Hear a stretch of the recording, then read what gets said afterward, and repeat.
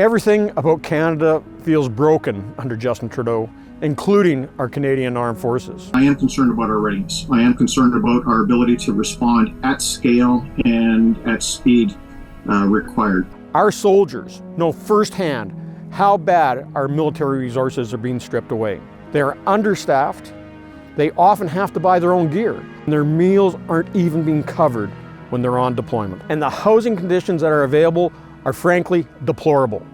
In fact, so deplorable, soldiers have had to request donations to help pay for their necessities. For Trudeau and his buddies, federal handouts are just a phone call away. But when it comes to our veterans and active servicemen and women, all they can do is hope. And of course, we can never forget that Trudeau said this. Why are we still fighting against certain veterans groups in court? Because they're asking for more than we are able to give. Trudeau doesn't respect our troops, and he refuses to make the proper investments into the Canadian Armed Forces.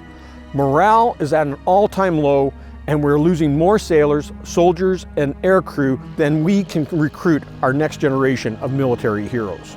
Just a few weeks ago, the Parliamentary Budget Officer released a report stating that only 1/3 of military spending actually goes to military effect. The rest of it is eaten up by typical red tape and bureaucracy. So now we are caught in Trudeau's decade of darkness. He has cut $1 billion from our military budget and allowed $10 billion to go unspent, which has shortchanged our troops of the equipment they so desperately need. To set the record straight, the insulting $1 billion Liberal cut in funding. It's not going to come out of the pockets of bureaucrats. It's not going to come out of the pockets of Liberals. It's coming straight off the backs of the military themselves. There's no way that you can take almost $1 billion out of the defense budget and not have an impact. So this is something that we're wrestling with now. I had a very difficult session this afternoon with the commanders of the various services as we attempt to explain this to our people. This is a complete backtrack from the statements at the NATO summit where he promised Canada would spend over $1 billion and deploy additional troops. I just got here from Latvia, where Canada made a significant investment in doubling our troops on the ground over the coming years. Canada has always been seen as a serious nation during conflicts of the past. But under Trudeau, our friends and allies have lost confidence in Canada. It was common knowledge that Prime Minister Trudeau was trying to water down the villainous commitment to 2% as a floor, all of which is incredibly disappointing. I hope the Canadians are watching. Earlier this summer, the Wall Street Journal said Canada is a free rider in NATO that belongs at the kids' table. Trudeau and his Liberals are more than happy to jet set around the world to international summits and posture as a serious global partner. But when it comes to upholding Canada's defense commitments, he has no intention of following through. A Pentagon assessment reportedly claims that Prime Minister Justin Trudeau told NATO officials that Canada will never meet the alliance's defense spending target. And that's not all. The document also reportedly states that the Canadian Armed Forces assessed in February that it, quote, could not conduct a major operation while simultaneously maintaining its NATO battle group leadership in Latvia and aid to Ukraine. While Trudeau may not be able to do basic math on the impact of his abhorrent record, the members of our military can. Mr. Chair, I'm going to have to do some math here. So we started with 82 tanks. We donated 8 to Ukraine. We're deploying 22 to Latvia. And so the math, 52. If we were to consume munitions, the same rate that we're seeing them in Ukraine, we would be out in some cases in days.